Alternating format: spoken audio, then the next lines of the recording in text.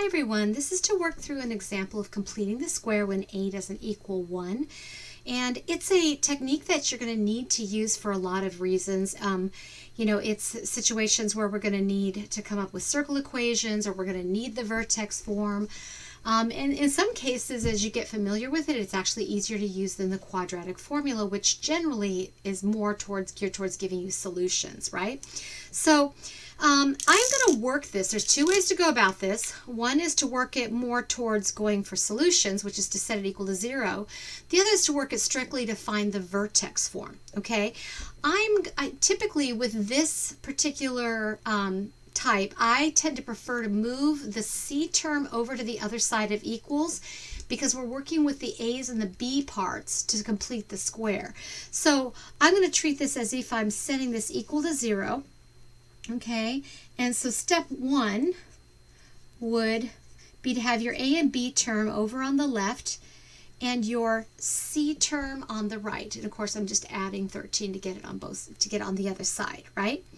Step 2 would be factor out whatever is in front of your x squared term. So in this case, it's -6, and be careful. There's a lot of negatives going on here, right? Okay, and so in this case, I'm going to factor out the -6, right? And I'm going to get this. I kind of leave this open because I'm looking at this as something I'm going to complete the square here, right? So I'm going to need to add, I'm going to end up adding something. Give myself a little more room, right? I'm going to be adding something to complete the square.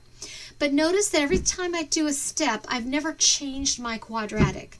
This quadratic here is the same as this quadratic. Okay, this one's the same. All I've done is factored out the -6, but everything else is the same. Now, notice I'm also keeping track of that -6 so it doesn't disappear. Okay, the way we complete the square, we take the square root of the x, we take half of the b term, that's going to be the squared part, and we add the square of whatever is half the b term, which in this case is going to be 1. And notice again, right now, that this here is the same as this, okay? That if I were to, FOIL out or use the perfect square trinomial pattern from this, I would get this. However, I have added something to my equation, right? I've added a 1 inside my parentheses, and of course I have a 6 outside my parentheses. So this is the part that you have to be careful with. I've added -6, right? So if I added -6 to the left side, I have to add -6 to the right. Adding -6 is the same as subtracting 6, right? Okay. So now I have -6, right, times this expression, which is the same as this one, is equal to 7. From this, I now have my vertex form. Okay. So my vertex form, if you remember, it's going to be something along the lines of this, okay? Where h is going to be the x-coordinate of the vertex, the k is going to be, positive k is going to be the y-coordinate of the vertex. Also, your max or your min is going to come right out of this, okay? So in this case, what we have is y is equal to -6 x plus 1, right? Oh, squared. Forgot my little square there. Okay. Minus the 7. Okay. So now I know that my vertex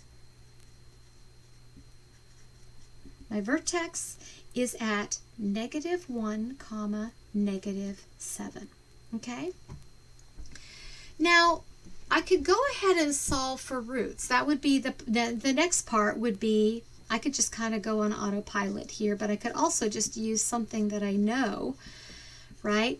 And that is a couple things. First of all, if I have a vertex that's in the, right, if I were to plot my vertex, it'd be -1, -7, right? It'd be down here, all right?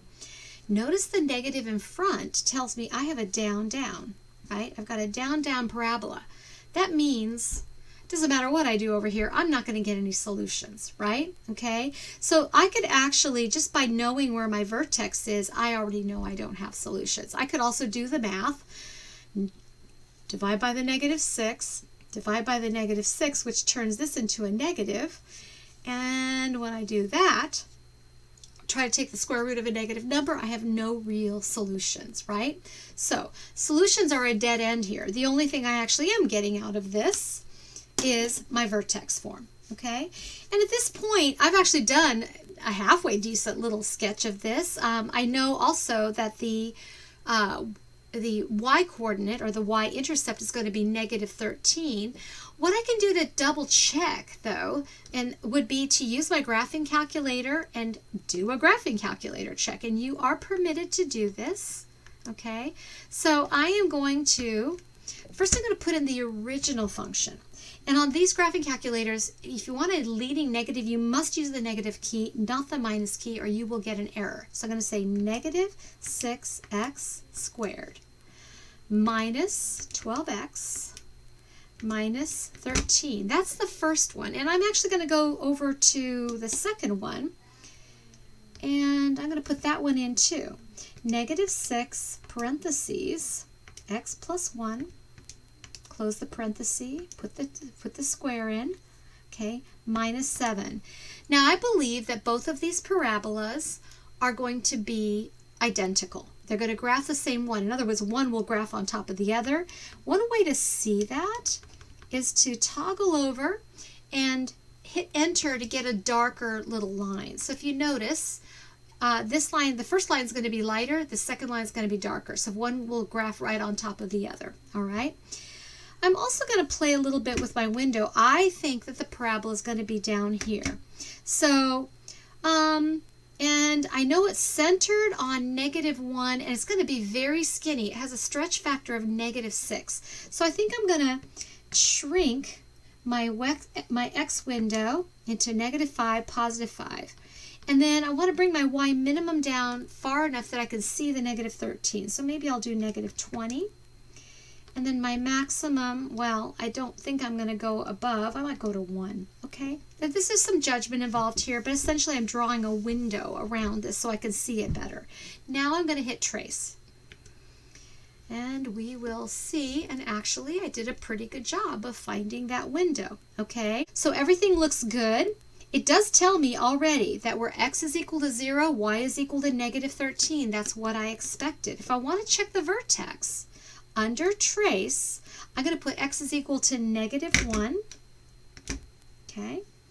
And I'm going to hit enter, and indeed, I get negative 7. When x is negative 1, y is negative 7, all right? So if you're on a quiz, quiz or test, or even during your homework, you're absolutely welcome to use this to check, your graphing calculator. And again, the process was I put in the original, then I put in my vertex form, checked my vertex, checked my y-intercept, everything looks good to go here, okay?